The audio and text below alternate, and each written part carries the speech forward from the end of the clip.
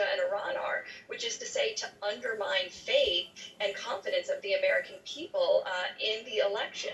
So a response might look like sanctions. They might be other actions, but it starts by calling a spade and acknowledging what the assessment just categorically across the intelligence agencies is, which is that interference is occurring.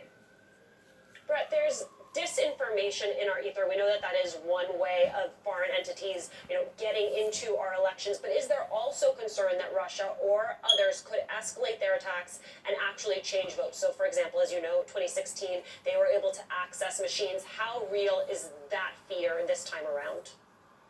Well, I think that is still a fairly small fear, but I come back to the actual goal that Russia, or for that matter, Iran, China have. And it's not so much to change the registration, to change the votes. What they want to do, and it could be in one machine in one small town, is to show they can do it.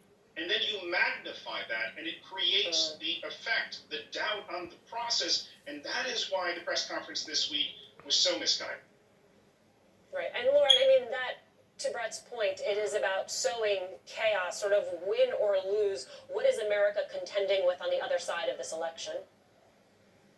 You're exactly right there. I mean, the goal here isn't even so much an outcome, one candidate or another, as much as it is undermining faith in our electoral systems, in the fact that we're going to get a credible result out of this election. And countries like Russia and Iran, they benefit geopolitically when the United States is less stable. So what I would say to every voter out there is you have a constitutional right to vote that neither Russia nor Iran nor Donald Trump could take away from you. And it's important that Americans are exercising that right, regardless of coming from other countries. Right, Brett, to Lauren's point, when you look at these early vote numbers, what does that tell you about how successful these efforts have or have not been? Well, I think the early vote numbers are certainly encouraging, but what I would say to Lauren's point is I've got a column coming out in Business Insider about what every American citizen can do. There's this sense, I think, of being disempowered when it comes to disinformation.